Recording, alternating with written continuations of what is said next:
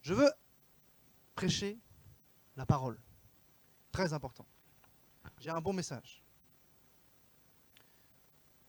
Vous avez vos Bibles? Vous avez de quoi noter? Super. N'oublie pas d'allumer. Hein. Si tu branches sans allumer, ça sert à rien. Ok, super. Magnifique.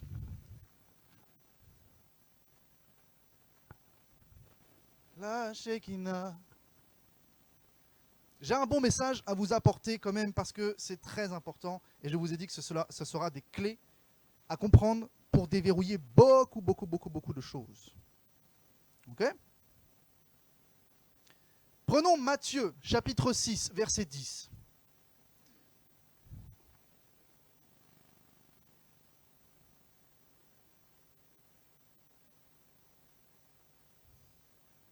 Sandra, ça va? Ah, super. Dieu me réserve quelque chose pour toi à la fin. Matthieu chapitre 6, verset 10 nous dit « Que ton règne vienne, que ta volonté soit faite sur la terre comme au ciel. » La version anglaise, King James, nous dit « Que ton règne vienne, que ta volonté soit faite sur la terre comme elle l'est au ciel. » Ah, intéressant. Ça, c'est plutôt fort quand même. Et je veux décortiquer un peu ce passage-là parce que c'est aussi un sujet de méditation personnelle en ce moment. Et du coup, vu que je suis dedans, je vous embarque. Ça vous va? Super. Il faut comprendre une chose. Il y a des règles dans le christianisme. Des règles qu'on appelle aussi des principes. Les principes de la foi, les principes de la semence, les principes prophétiques, les principes de la prédication. Il y a tout un tas de choses que l'on doit apprendre pour pouvoir faire comme Dieu veut que l'on fasse. Amen. C'est l'exemple parfait.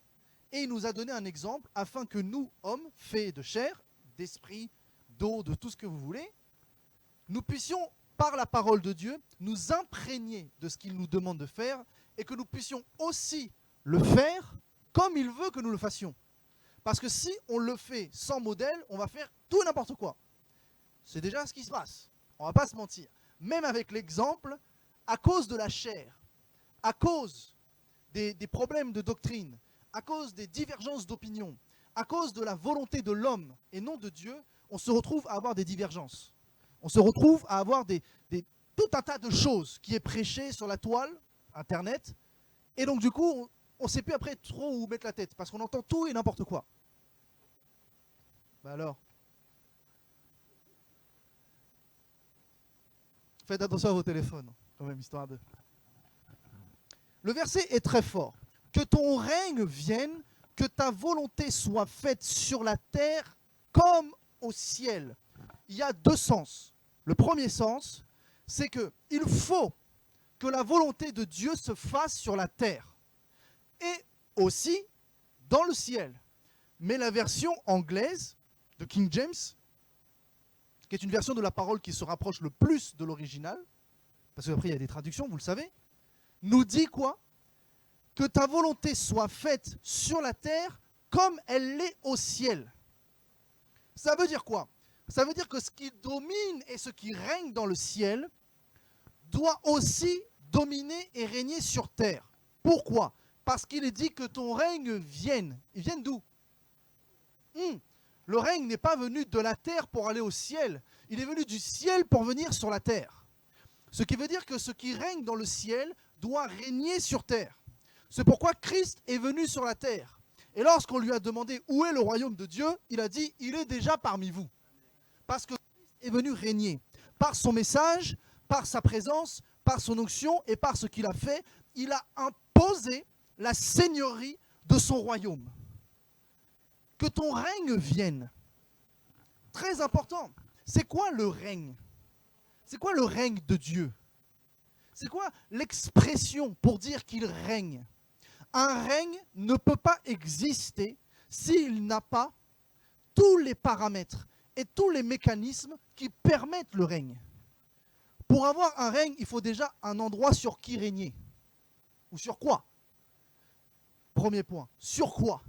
Ton règne, il est sur quoi? Ensuite, dans la surface ou dans l'environnement, il y a des choses, des gens ou je ne sais pas, des esprits ou quoi que ce soit. Donc, il faut que ton règne règne sur qui? Sur quoi? Puis sur qui? Et il faut que ton règne soit la représentation de ce que tu es, un roi. Il faut que ça soit un roi qui règne. C'est pas comment on appelle ça là? Le fou là, qui fait des danses devant le roi. C'est pas le bouffon qui règne. C'est pas l'épouse du roi qui règne. C'est ni d'ailleurs les princes et les princesses. Parce que eux, ils opèrent selon une autorité qui leur est donnée du roi. Ça, c'est une grande réalité. Nous sommes des enfants de Dieu. Nous sommes des princes et des princesses. Et nous agissons avec une autorité qui n'est pas la nôtre, mais l'autorité du roi des rois. Amen. Donc, pour régner, il faut des paramètres. Un roi règne dans un royaume, donc dans un environnement, avec des choses qui sont assujetties ou soumises à son règne. Amen. Donc, quand Christ dit que ton règne vienne, ce n'est pas juste Jésus qui vient en tant qu'homme. Ce n'est pas juste Jésus qui vient avec le message de l'évangile. Ce n'est pas juste Jésus qui vient avec une onction. C'est tout un royaume qui vient. C'est tout le royaume de Dieu qui est venu et qui s'est imposé.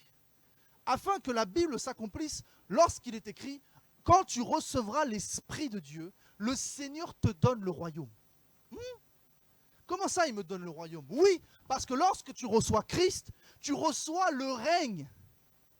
Et si tu reçois le règne, ça veut dire que tu reçois absolument tout ce qui permet un règne.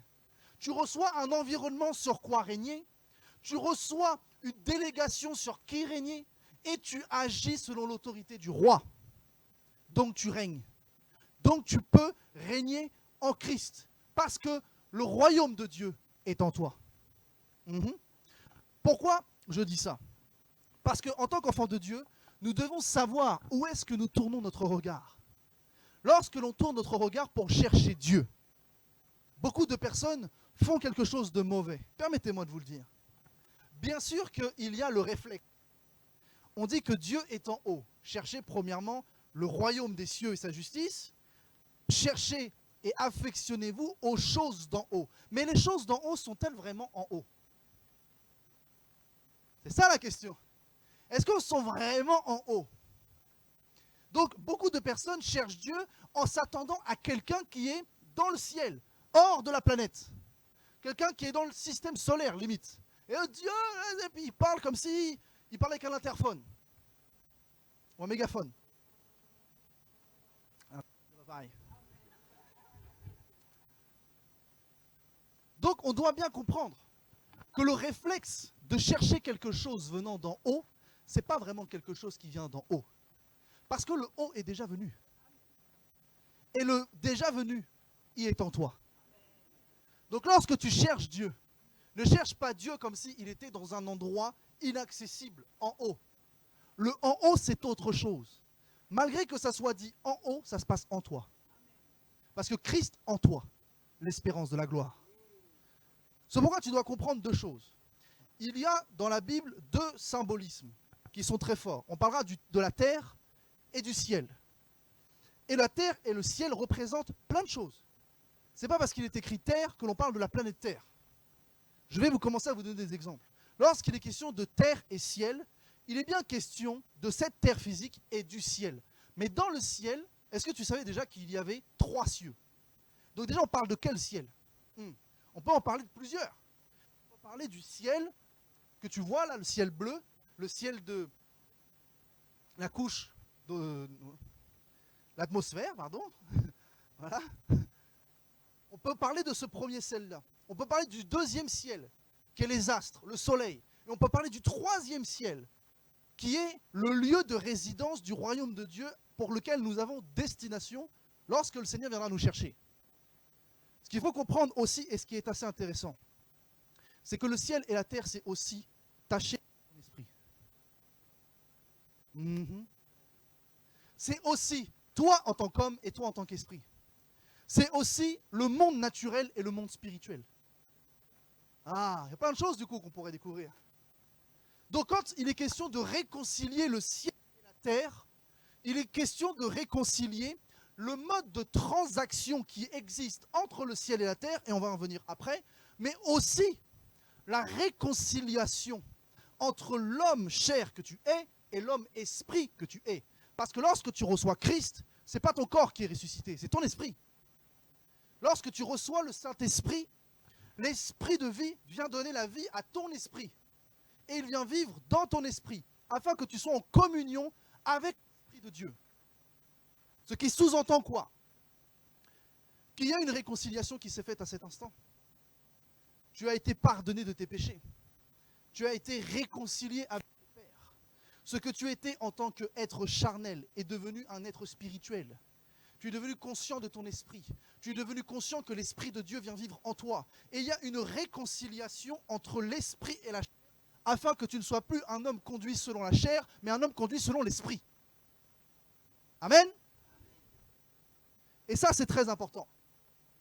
De bien visualiser que nous sommes corps peut-être, mais avant même d'être un corps, nous sommes un esprit avec une âme dans un corps.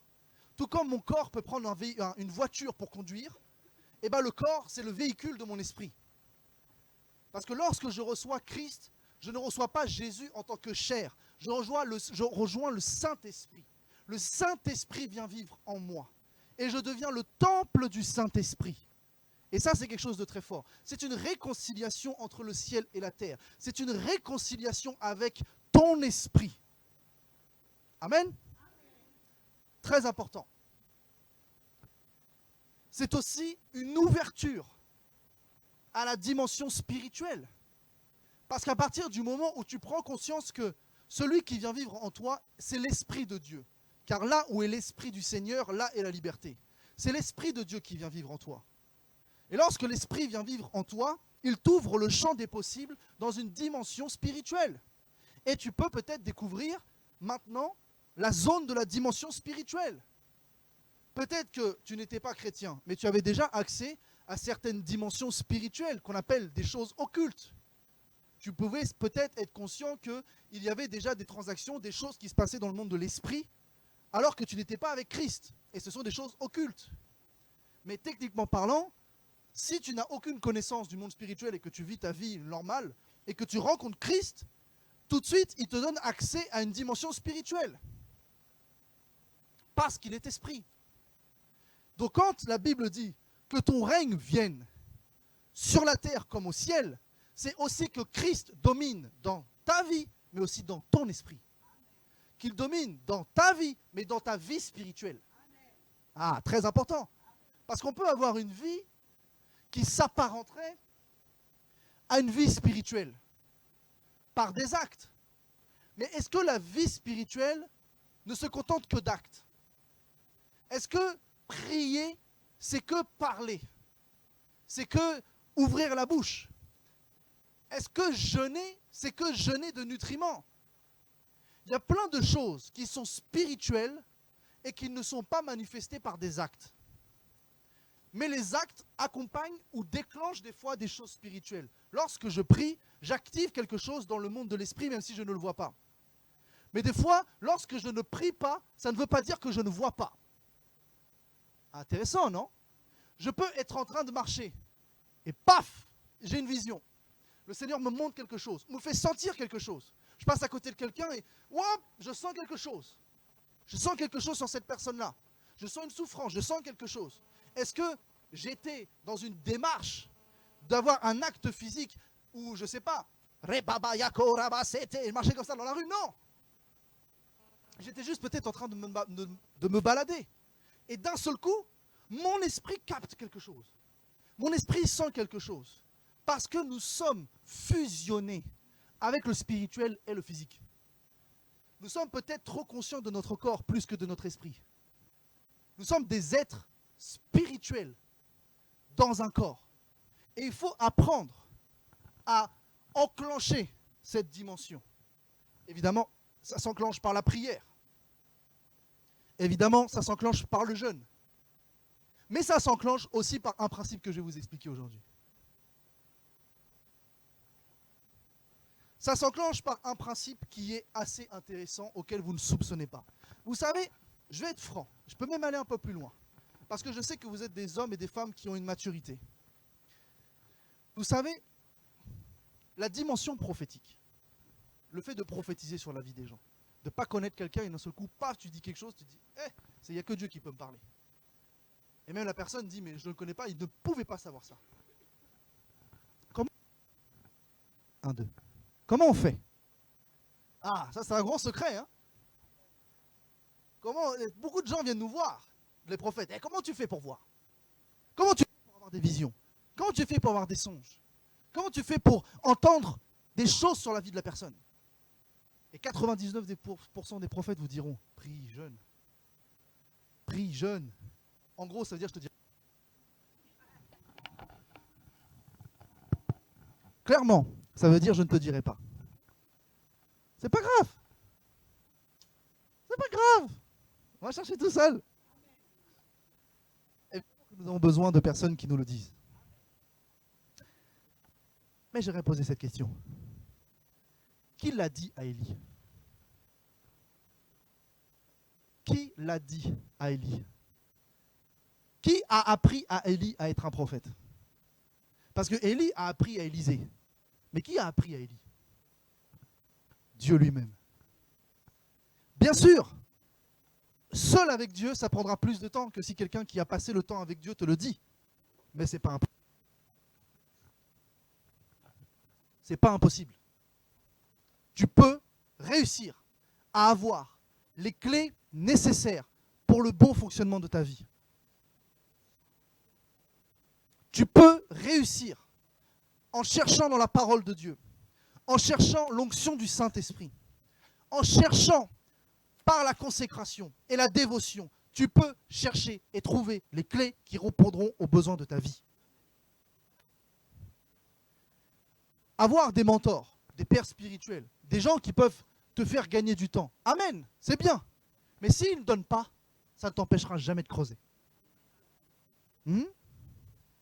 Pourquoi je dis ça? Parce que moi, je vais vous donner une clé. Moi, je vais vous expliquer comment on fait. Alors, je ne vais pas tout vous dire. Pourquoi? Parce que tous ne sont pas appelés à le faire. Et même si je te donne comment on fait, ça se trouve, tu n'y arriveras pas. Parce que tu n'es peut-être pas appelé à le faire. Déjà, ça, il faut se le dire. On n'est pas tous appelés à faire ces choses, à voir des choses sur la vie des gens. Et c'est un don que le Seigneur donne. Et s'il ne te l'a pas donné, tu peux savoir théoriquement comment on fait. Tu vas chercher à voir. Tu verras rien.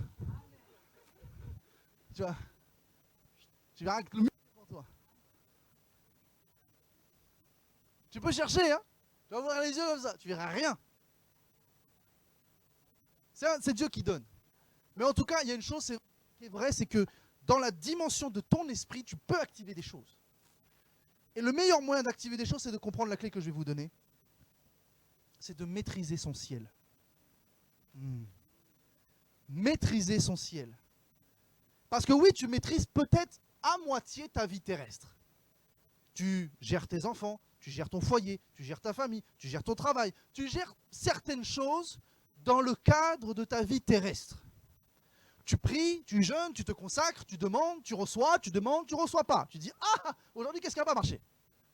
Et pourtant, c'est réel. C'est la vie chrétienne. Tu gères à ta sauce et à ta manière. Et tu te comportes comme un être humain, entre guillemets lambda, tu as ta vie, mais tu as ta vie chrétienne. Et tu gères des choses terrestres. Mais lorsque tu commences à interagir avec les choses terrestres, je vais donner un exemple comme ça, j'ai besoin d'une voiture. Seigneur, je vais commencer à prier. Je veux une voiture.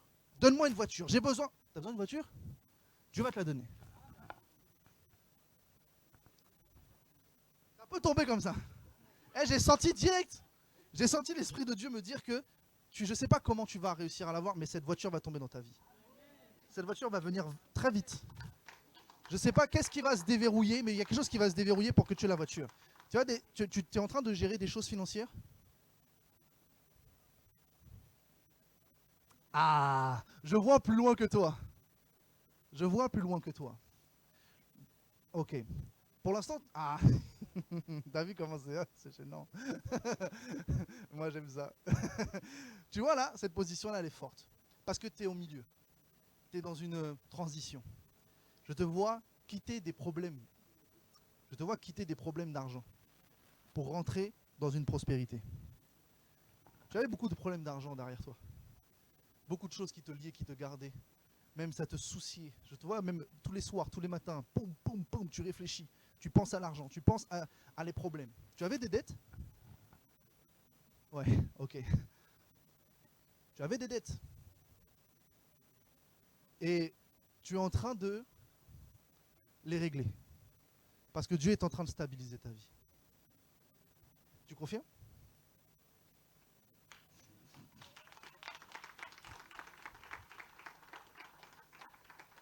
Et du coup, tu as même une vieille voiture. Hmm?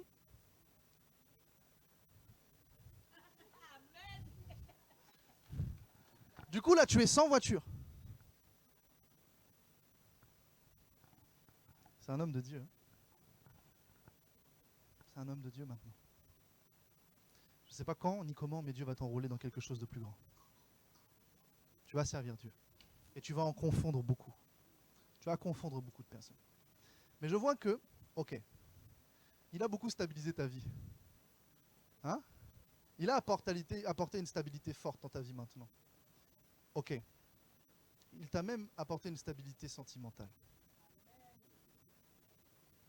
Tu es quelqu'un de bien. Tu es vraiment quelqu'un de bien. Lorsque je te regarde, je vois le Seigneur. Et je peux te dire que tu es quelqu'un de bien. Tu as un bon cœur. Et Dieu veut se servir de ce cœur que tu as parce que tu donnes beaucoup. Alors, je te donne un conseil. Donne pas trop. Parce qu'il faut aussi garder pour la famille. Sois pas trop large. Mais tu donnes beaucoup de ton amour et de ton temps et de ton énergie.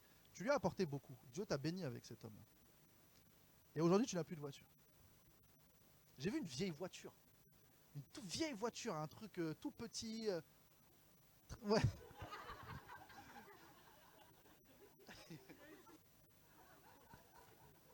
C'est un peu comme les vieilles Renault à l'époque. Hein? Une vieille Renault, il me dit c'est une Renault. Une vieille petite Renault, les toutes premières Renault Clio là. Mm. En plus, elle n'était pas que blanche, parce qu'elle était crasseuse comme avec du gris. Il y avait beaucoup de trucs, même la peinture, elle était rayée. Et ça révélait comme du gris, ça faisait un peu crasseux, ça faisait vraiment une voiture vraiment pas du tout en bon état. J'entends même qu'elle grinçait. Les portes, quand tu ouvres la porte, elle faisait pas, ça grinçait fort. Hein? My God. Acclamons le Seigneur, s'il vous plaît.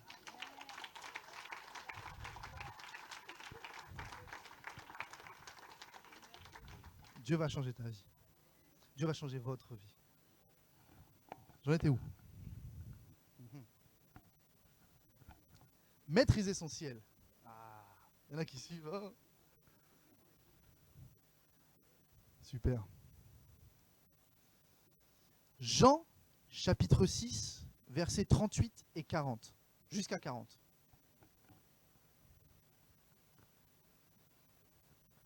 Il est écrit quoi? Car je suis, Jésus parle, je suis descendu du ciel pour faire non ma volonté, mais la volonté de celui qui m'a envoyé. Or, la volonté de celui qui m'a envoyé, c'est que je ne perde rien de tout ce qu'il m'a donné, mais que je le ressuscite au dernier jour. La volonté de mon Père, c'est que quiconque voit le Fils et croit en lui ait la vie éternelle, et je le ressusciterai au dernier jour. Amen. C'est Christ qui est descendu du ciel pour engendrer une œuvre qui produit la vie éternelle. Mais aujourd'hui, techniquement parlant, si t'arrive quelque chose, ce qui n'arrivera pas, t'es pas immortel. La vie éternelle, c'est pas l'immortalité de la chair. On est bien d'accord. Même si, au moment de l'enlèvement de l'Église, la Bible dit que le Seigneur nous revêtira de son incorruptibilité, et cela engendra que notre corps va devenir un corps céleste, donc qui ne sera plus influencé par le pouvoir de la chair ou le pouvoir du péché. Amen, ça vous le saviez.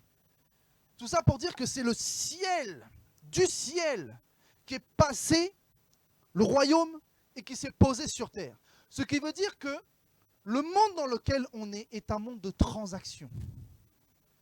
Nous sommes dans un monde de transactions.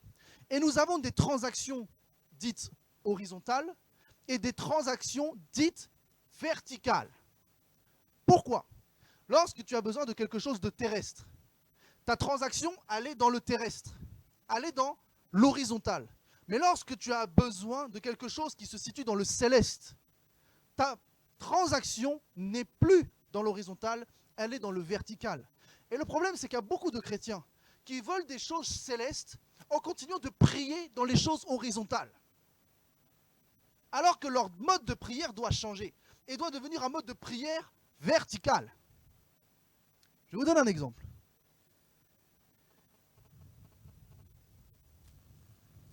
Marc chapitre 7, versets 33 et 34. Un sourd muet se présente devant Jésus. Il le prit à part, loin de la foule, lui mit les doigts dans les oreilles et lui toucha la langue avec sa propre salive. Puis, levant les yeux au ciel, il soupira et dit « Ephata », c'est-à-dire « ouvre-toi ». Si Jésus, écoutez-moi bien, avait commencé à prier de manière horizontale en disant « Oreille, ouvre-toi, langue, délie-toi », ça n'aurait pas marché. Ça n'aurait pas marché. Parce que le problème n'était pas horizontal, mais vertical. C'est pourquoi il a dit au ciel, ouvre-toi. Afin que quoi? Ce qui devait descendre dans la vie de cet homme puisse descendre. Nous devons comprendre plein de choses du coup. Il y a des choses qu'on obtient dans l'horizontal, dans le terrestre, et des choses qu'on obtient dans le vertical. Il y a des choses qui se passent entre les hommes, et des choses qui se passent entre l'homme et Dieu. Depuis tout à l'heure, vous ne voyez que la croix.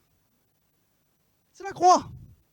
La croix est aussi la représentation de ce que Christ a fait pour nous, de Dieu vers nous, et de ce qu'il nous demande d'avoir entre les hommes. Mais c'est aussi un exemple très puissant des modes de prière que nous devons avoir. Parce qu'il y a un ciel et il y a une terre. Il y a des choses que tu régleras que horizontalement et des choses que tu devras régler verticalement. Il y a des problèmes dans ta vie qui ne sont pas des problèmes terrestres, qui sont des problèmes célestes. Des problèmes dans ta vie qui ne sont pas liés à un blocage dans la terre, mais un blocage dans ton ciel. Il y a des choses qui doivent se déverrouiller dans l'atmosphère dans laquelle tu es, dans le ciel qui est au-dessus de toi, dans la dimension céleste qui est au-dessus de toi. Lorsque la Bible dit vos bénédictions qui sont cachées dans les lieux célestes, elles sont où? Les lieux célestes. Donc dans le ciel. Elles ne sont pas sur terre. Il y a des bénédictions que tu n'obtiendras jamais si tu continues de rester terre à terre. Il faut avoir les pieds sur terre, mais la tête dans les nuages. Oui. Il y a plein de gens qui font l'extrême. Ils mettent les pieds et la tête sur terre. Et ils sont religieux. Et il y a même l'extrême de l'autre côté. Ils ont la tête et les pieds dans le ciel. Et ils sont mystiques, fanatiques. Ils sont perchés, ils sont allumés. Ce que tu veux. Peu importe. Si toi tu es équilibré, tu connais le principe de celui qui t'a enseigné la base, le fondement, la croix, l'œuvre du Seigneur. Continuons les versets un petit peu, ils sont assez sympas. Matthieu 28, versets 18 jusqu'à 20. Jésus s'étant approché leur parla ainsi. Tout pouvoir m'a été donné dans le ciel et sur la terre. Allez et faites de toutes les nations des disciples, les baptisant au nom du Père, du Fils et du Saint-Esprit, et enseignez-leur à observer tout ce que je vous ai prescrit. Et voici, je suis avec vous tous jusqu'à la fin du monde. Déjà, celui qui me dit qu'il est loin de Dieu, tu vas à l'encontre de la parole de Dieu. Parce que Christ est avec toi jusqu'à la fin du monde. À partir du moment où tu as reçu le Seigneur, tu peux être mal, tu peux être souffrant, tu peux avoir des problèmes, tu peux avoir ce que tu veux. Christ est avec toi jusqu'à la fin et il ne te quittera jamais. D'autres points très intéressants. Tout pouvoir m'a été donné dans le ciel, sur la terre. Pourquoi? À quoi ça sert? On a une vie terrestre, non? On vit sur la terre. On n'a pas besoin du ciel. Le ciel, c'est que pour Elon Musk avec les astronautes, là. Non? On n'a pas besoin du ciel, on vit sur la terre. Mais pourquoi Christ a spécifié qu'il avait le pouvoir dans le ciel et sur la terre? Et cette même personne qui est Dieu en son esprit vient vivre en nous? Ça veut dire quoi? Ça veut dire que maintenant, moi aussi, j'ai tout pouvoir dans le ciel et sur la terre. Techniquement parlant. Pourquoi? Parce que la réalité, elle est là. Tu as beau avoir 100% de la présence de Dieu en toi, tu as beau avoir 100% de Christ en toi, tu ne manifestes peut-être pas 100% de l'autorité de Christ. Pourquoi? Peut-être que tu as un blocage, des doutes, de la peur, de l'incrédulité. Peut-être qu'il y a une forteresse dans ta tête qui te dit non, ça c'est peut-être pas possible. Peut-être qu'il y a un ressenti qui t'empêche d'aller là où tu dois être. Et toutes ces choses engendrent que tu n'as peut-être pas la manifestation de 100% de l'autorité de Christ. Malgré que tu aies 100% Christ en toi, tu n'as peut-être pas forcément la manifestation de 100% de Christ manifesté sur cette terre. Et c'est là où le processus démarre. C'est là où la formation chrétienne démarre. Parce que la Bible dit que tu dois être comme Christ. Tu dois apprendre comme Dieu. Luc 6, 40. Tout disciple accompli n'est pas plus que le maître, mais comme le maître. Ah, je peux être comme le maître. Je peux être comme Christ. En parole, en acte, en pensée, en ce qu'il est. Je peux l'être parce qu'il est en moi. Mais est-ce que lorsque je suis converti, je le suis déjà? Non. J'ai tout un processus à développer. J'ai toute une marche spirituelle de sanctification, d'apprentissage à développer. Et c'est la vie chrétienne. Et ça prendra autant de temps que ça prendra en fonction de toi. En fonction de ton dévouement. En fonction de ton envie d'aller chercher Dieu. En fonction de ta consécration. Ça, c'est une grande réalité. Mais pourquoi avoir du pouvoir dans le ciel? À quoi ça sert? Eh bien parce que la réalité, elle est là. Il y a des esprits méchants dans le deuxième ciel. Ah. Il y a le prince des airs dans le premier ciel. Il y a des divinités célestes dans le deuxième ciel.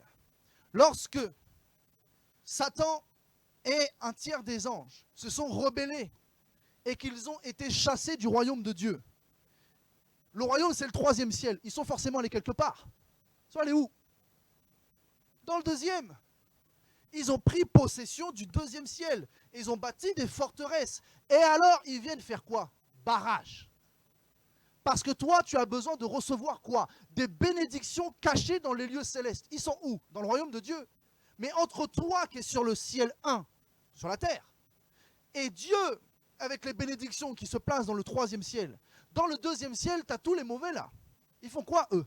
Ils vont t'empêcher d'avoir ce que tu dois avoir. Ils vont bloquer ta destinée. Ils vont bloquer la destinée de cet homme qui était sourd et muet. Et le problème n'était pas un problème juste physique. La bénédiction qu'il devait avoir par sa guérison, elle se situait dans le ciel. Elle se situait dans le ciel. Et lorsque Christ a dit « Ouvre-toi », en vérité, il a chassé des démons. En vérité, il a chassé l'ennemi. Il a dit « Toi là qui fais barrage à sa bénédiction, va-t'en ». Ciel fermé, ouvre-toi. Parce qu'il est fermé par quoi? Ou du moins par qui? Ça, c'est intéressant. Matthieu 28, 18, que je viens de vous citer, dans une autre version de la Bible, qu'on appelle une version amplifiée. Ça veut dire qu'on ajoute un contexte avec des explications, des études, etc. Le verset, donc tout pouvoir m'a été donné dans le ciel et sur la terre, il est précisé quoi? Tout pouvoir de domination absolue dans le ciel et sur terre m'a été donné. Waouh! Tout pouvoir de domination absolue sur terre et dans le ciel m'a été donné. La domination absolue. C'est ce que Dieu vous permet d'avoir. Le problème, c'est que vous n'en avez pas conscience. Le problème, c'est que vous êtes des hommes et des femmes qui êtes conscients qu'il faut prier. Mais tu pries avec quelle mentalité? Est-ce que tu pries comme étant un esclave de tes prières? Seigneur, s'il te plaît. Ou situation, si tu veux bien, règle-toi. Avec quelle mentalité tu vas dans la prière? Parce que si tu vas dans la prière avec cette mentalité-là, hein, je suis désolé de te le dire, soit Dieu fait grâce à qui il fait grâce, soit tu n'auras rien. Point. Mais si tu vas dans la prière en disant, je ne viens pas quémander, je viens réclamer ce qui m'est dû. Je viens avec le pouvoir de la domination absolue que Christ m'a conféré lorsqu'il est venu vivre en moi. Afin que Christ en moi l'espérance de la gloire, mais que je puisse tout par celui qui me fortifie. Je puisse tout. Tout dans la terre, mais tout dans le ciel. C'est pourquoi lorsque j'ai un problème, il faut que non seulement j'analyse le problème au sens terrestre, mais au sens céleste. Parce que peut-être ce qui bloque ton dossier administratif, ce n'est pas juste les gens. C'est l'esprit qui est au-dessus des gens dans le ciel. T'as pas pensé à ça? T'as pas pensé à ça? Toi, tu viens, tu veux faire une réclamation de quelque chose, tu as besoin d'un document. Tu envoies ça en préfecture, en administration, etc. Et ça bloque. Et ça bloque, et ça bloque, et ça bloque, et tu ne comprends pas. Et tu dis, mais j'appelle, je prie, au nom de Jésus, dossier soit déverrouillé. Dossier passe. Tu es dans l'horizontal. N'as-tu pas remarqué que ton problème était vertical? N'as-tu pas remarqué qu'il y a un esprit au-dessus qui dit aux hommes, non, non, tu ne prends pas ce dossier-là. Tu le laisses croupir là. Ce qui fait que lorsque tu identifies le problème, tu dis, attends, je vais lever les yeux là.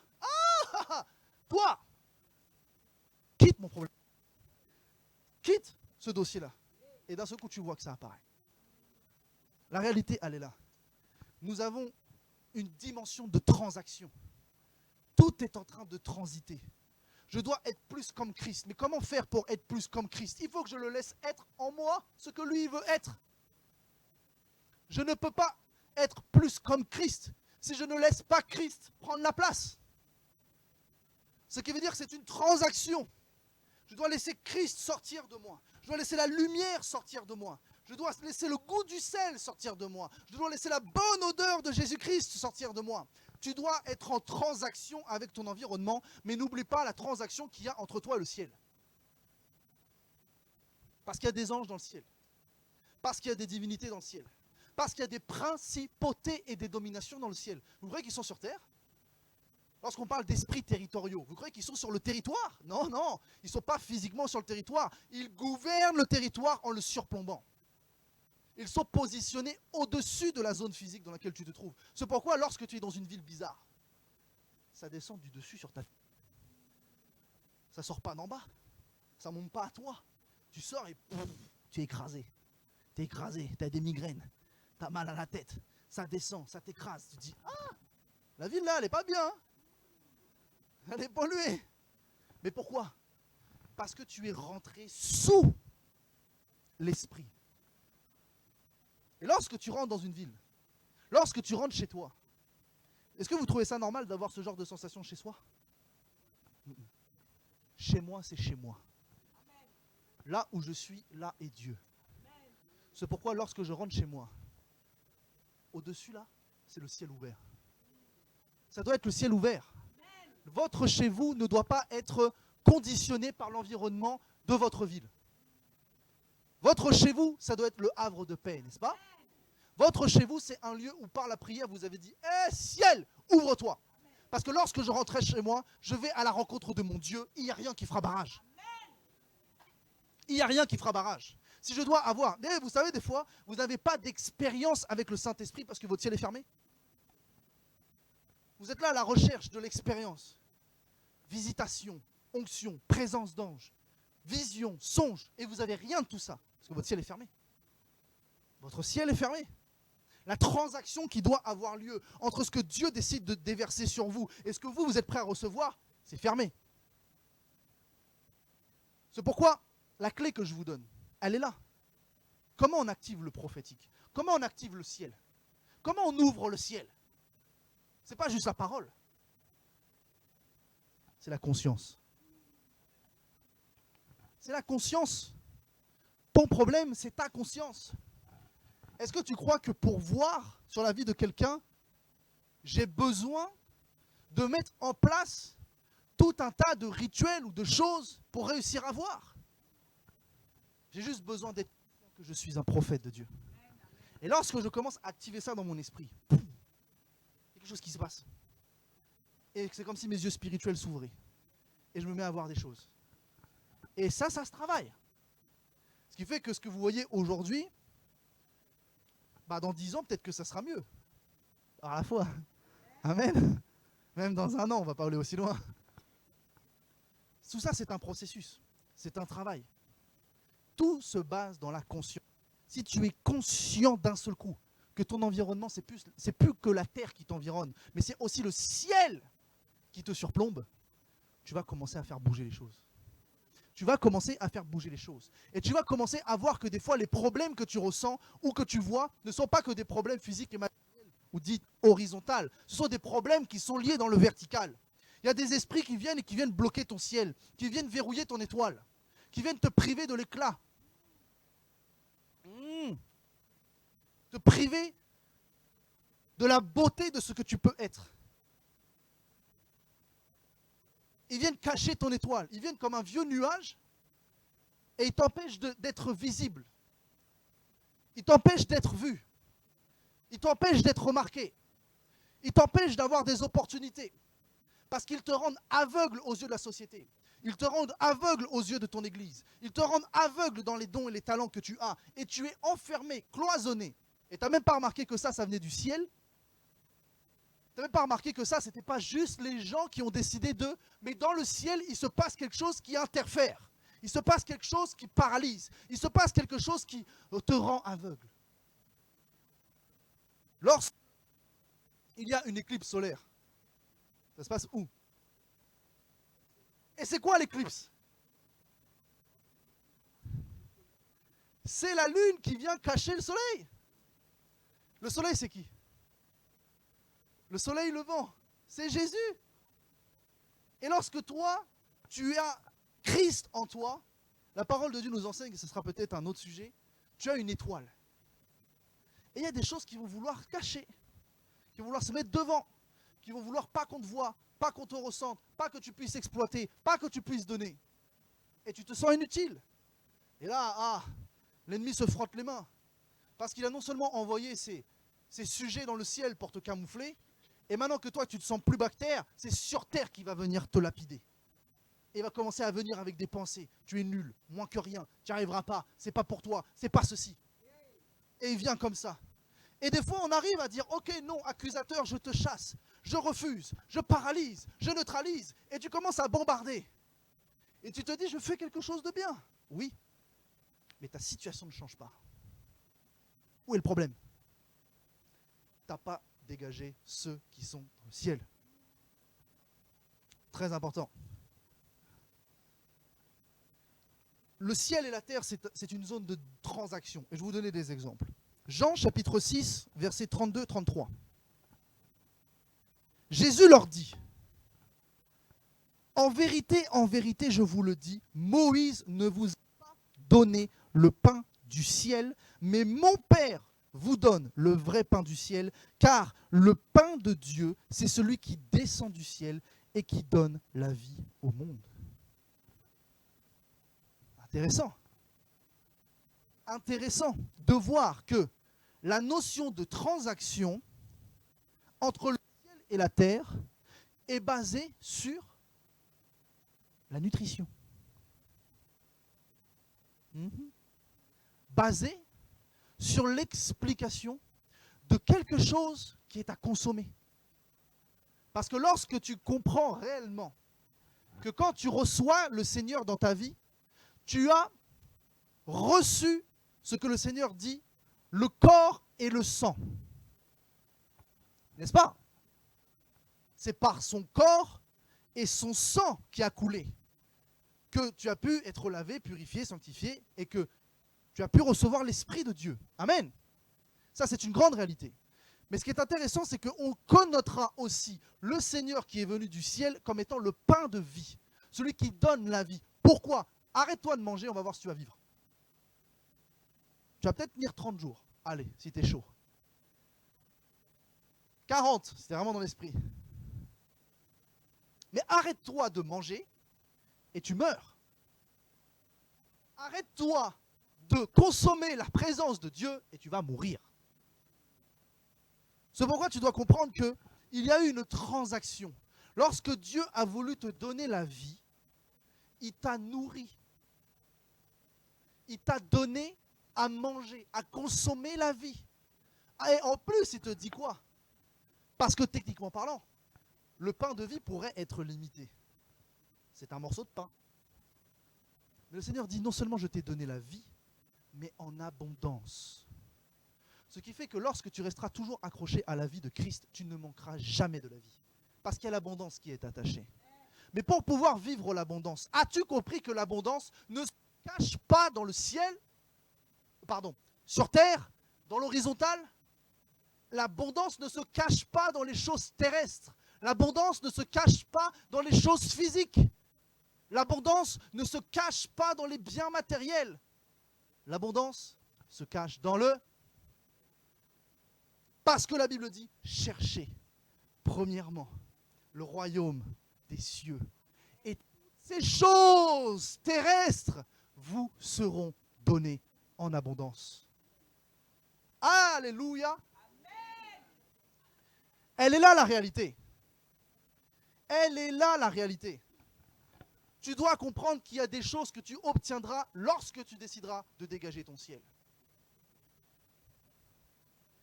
Autre exemple.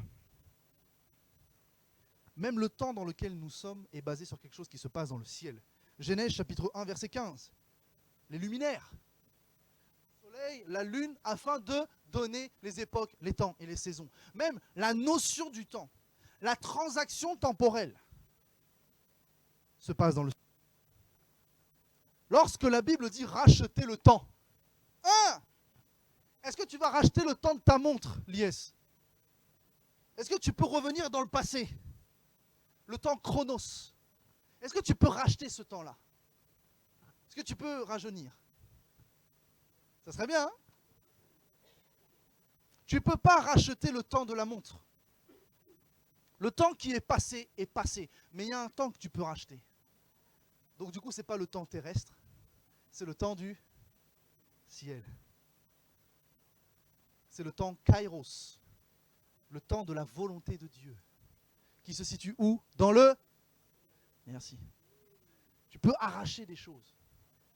Le royaume des cieux appartient au monde des... Qui l'a dit?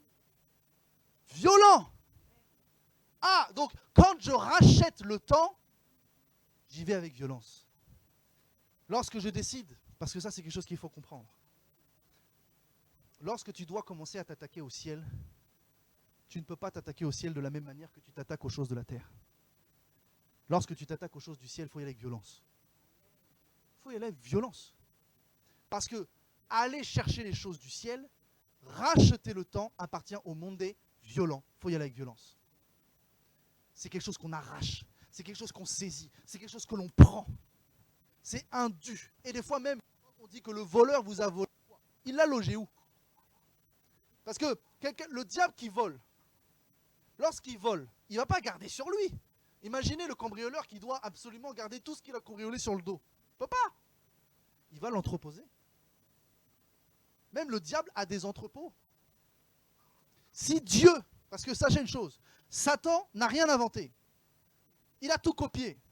Ce qui veut dire que même les mécanismes et les principes du royaume de Dieu, il les a copiés pour lui et son intérêt personnel.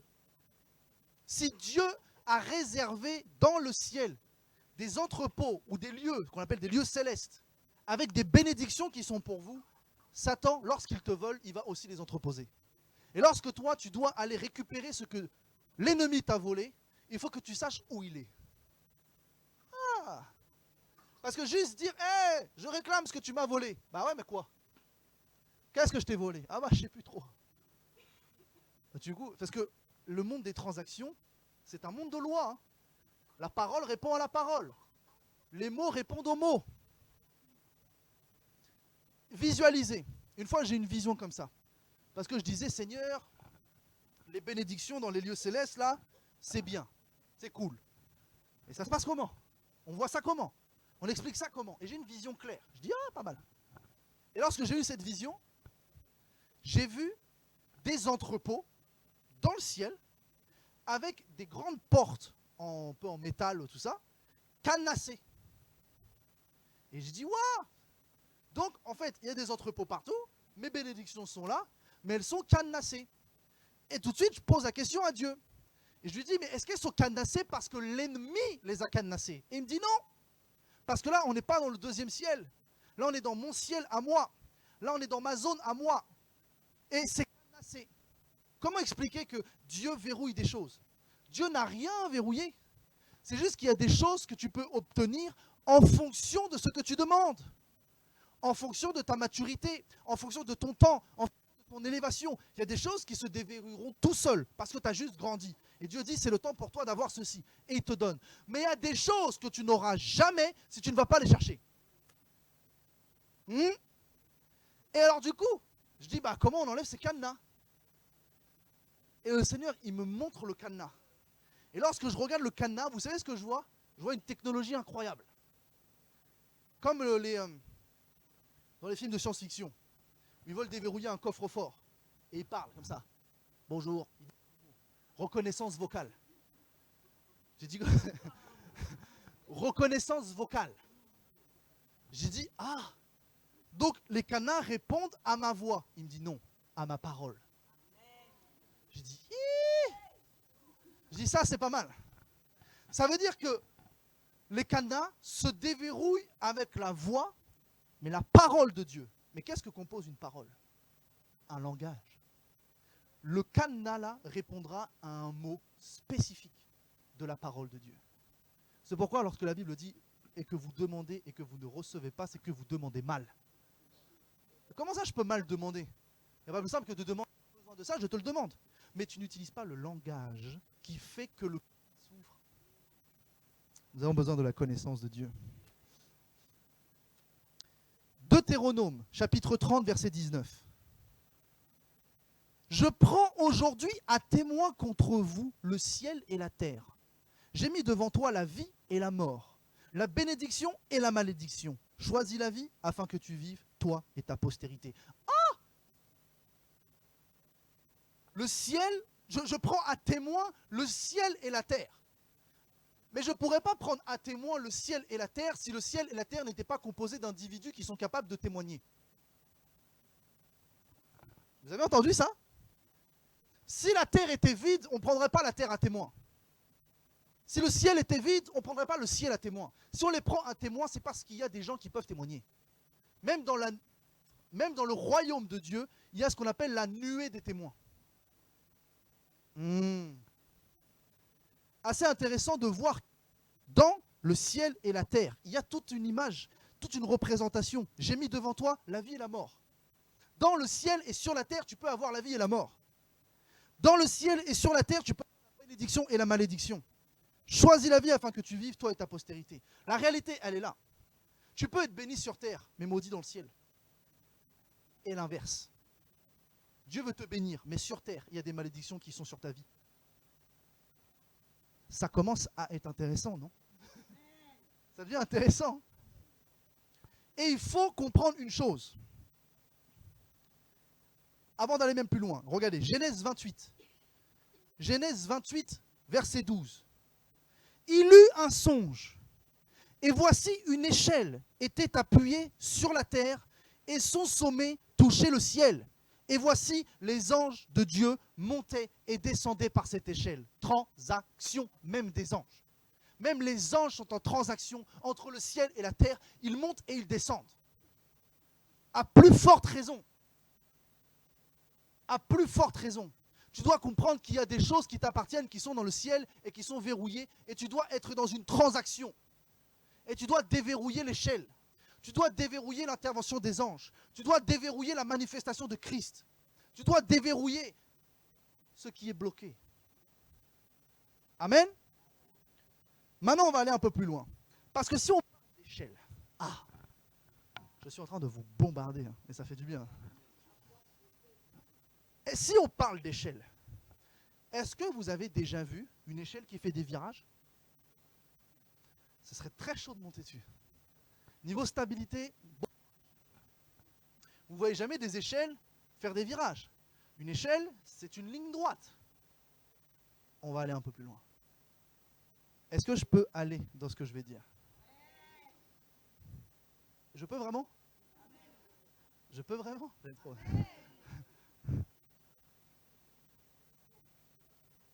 Non seulement tu dois déverrouiller ton ciel, mais tu dois l'aligner avec ta vie. Je pense que vous n'avez pas percuté. Tu dois avoir un alignement entre ton ciel et ta vie sur terre. Quand le Christ, le Seigneur lui-même, a dit « Ciel, ouvre-toi », vous l'avez ouvert comment? Vous croyez que, imaginez bien, c'est une surface fermée, et il dit « Ouvre-toi ». Ça s'ouvre où? Au-dessus de la vie de la personne qui est sourde et muette. Il a engendré un alignement qui fait que s'il avait dit 5 mètres plus loin, ouvre-toi ici, la personne-là n'aurait pas été bénie. Ça serait descendu à côté. Il faut engendrer un alignement avec le ciel et la terre. Un alignement entre le ciel et la terre. Tu dois avoir un alignement entre Dieu et toi. Et l'alignement parle de plein de choses. L'alignement manifeste plein de choses. Dans un alignement, on pourrait même parler de quoi? De chemin droit. Et si je parle de chemin droit, je parle de ma sanctification. Je dois être dans ma sanctification droit et irréprochable. Je dois être dans ma consécration droit et irréprochable. Et le problème des fois, c'est que justement, notre consécration n'est pas alignée à ce que nous demandons à Dieu. Tu veux que Dieu te bénisse. Tu veux que Dieu te donne. Tu veux que Dieu fasse tout pour toi. Mais ta consécration n'est pas à la hauteur de ce que tu demandes. Tu n'es pas aligné entre ton ciel et la terre. Ta vie terrestre est en décalage par rapport à ce que tu demandes dans le ciel. Vous avez compris l'image? C'est fort, hein? Esa somo. Non? C'est pas comme ça qu'on dit? C'est terrible.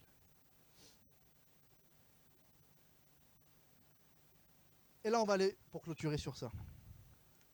Matthieu 18, 18. C'est fort. Oula, oui, c'était fort. Je vous le dis en vérité, tout ce que vous lirez sur la terre sera lié dans le ciel, et tout ce que vous délierez sur la terre sera délié dans le ciel. Amen. Est-ce que vous vous rendez compte que vous pouvez le faire uniquement parce que vous avez reçu le pouvoir de Christ? Vous pouvez lier des choses sur terre et c'est lié dans le ciel, et délier des choses dans le ciel et ça sera délié sur terre, parce que Christ a tout pouvoir dans le ciel et sur la terre. Je vais vous choquer.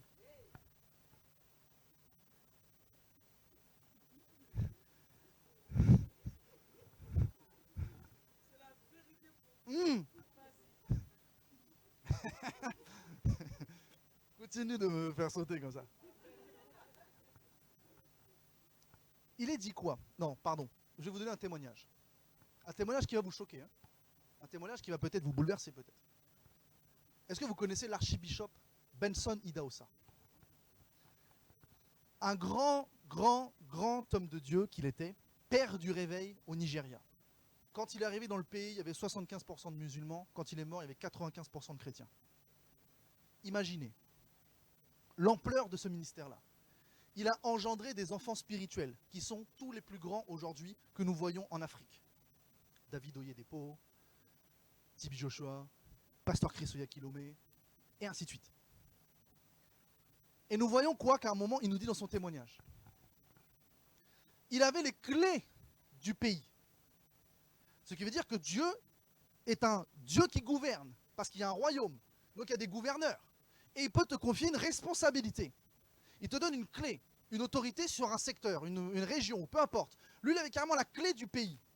Ce qui fait que quand on respecte un principe spirituel et qu'on honore les pères, si tu viens dans le pays, il t'est fortement recommandé d'aller demander la permission au père du pays si tu peux t'installer. C'est bizarre, mais c'est comme ça que ça fonctionne dans le monde spirituel. Il y a du respect avec Dieu. Et on respecte les ouins et ceux qui ont payé le prix. Et c'est pas quoi? Il y a un gars qui s'installe qui n'est même pas venu le voir. Il n'est pas venu le voir. Benson Idahosa envoie une lettre et il dit, ça serait bien, par l'autorité que je suis, par la réputation que j'ai, que l'on puisse échanger, que je te bénisse et fais ton église. Il a dit non. Il a dit non. Benson Idahosa renvoie une lettre et lui dit, ça serait vraiment bien que tu acceptes. Parce que c'est mieux. Pas de réponse. Benson Idahosa prend sa voiture, il passe devant l'église, il dit cette église va fermer au nom de Jésus. 2 semaines après, il y a un scandale qui explose dans l'église fermée. Vous avez envie de dire, mais attends, il a empêché l'œuvre de Dieu. Non. Le respect. Mais qu'est-ce qu'il a fait? Il a lié sur terre, et ça s'est lié dans le ciel. La puissance du pouvoir que Christ nous donne. Il a tout pouvoir dans le ciel et sur la terre. C'est pourquoi, quand la Bible dit qu'il y ait peu d'enseignants, parce que je leur en demanderai beaucoup, et que je vais les juger plus sévèrement que les autres. C'est pourquoi? C'est parce que lorsque tu as l'onction, tu as la responsabilité de la puissance de Dieu. Et si tu fais quelque chose de travers, c'est de ta faute. C'est de ta faute. Je pense que Dieu lui redemandera des comptes, évidemment. Je pense que Dieu lui dira, mais t'abuses. Pourquoi t'as fait ça? Mais quand il verra les autres qui il nous a fait fermer l'église, t'as qu'à respecter les principes. Il va juger les deux. Le Seigneur va juger les deux situations. Il dira à l'un, t'avais qu'à respecter, et l'autre, t'as forcé. Mais celui qui aura plus de problèmes, c'est pas celui qui a lié, hein, c'est celui qui n'a pas respecté. Mais il a fait quoi? Il a lié sur terre. Il a dit l'église est fermée. Et tout le ciel s'est fermé. Plus d'onction, plus de mouvement. Et s'il n'y a plus le Saint-Esprit qui se mouvoie, c'est les démons qui viennent. Ça aussi, c'est une grande réalité. Les églises aujourd'hui sont des niches de démons.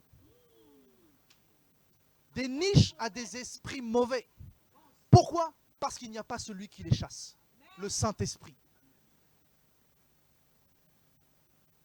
Et du coup, plus de Saint-Esprit, plus de mouvement.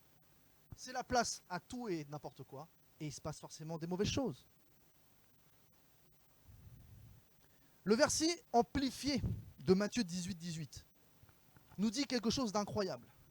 Je vous assure, et je vous le dis très solennellement, tout ce que vous lirez, donc interdisez, déclarez comme étant inapproprié et illégal sur la terre, aura déjà été lié dans les cieux, et tout ce que vous délirez, permettez, déclarez licite sur la terre, aura déjà été délié au ciel. Ça, c'est fou. Ça veut dire quoi? On a un droit de regard et un droit de jugement. Les gens là qui disent tu ne peux pas juger. La Bible dit que celui qui est spirituel juge de tout. Lorsque tu as l'onction, tu as aussi la puissance pour juger une situation et la déclarer pas bonne. Mais à toi de ne pas te tromper. Parce que ce n'est pas parce que tu dis que quelque chose n'est pas bon que Dieu a dit que ce n'était pas bon. Sois en alignement avec la volonté de Dieu. Toujours.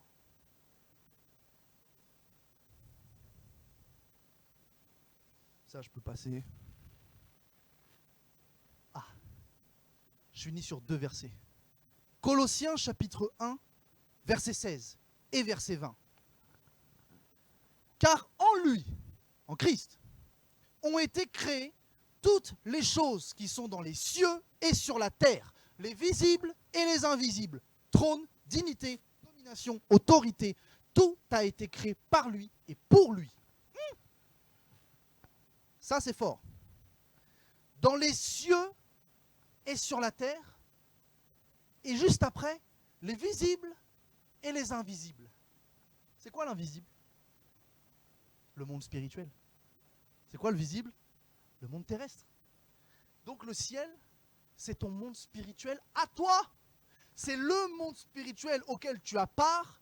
Et dans cette dimension auquel tu as part, tu as le droit d'interagir et de dire ça je veux, ça je déloge, ça je juge, ça je critique, ça j'enlève, ça je fais.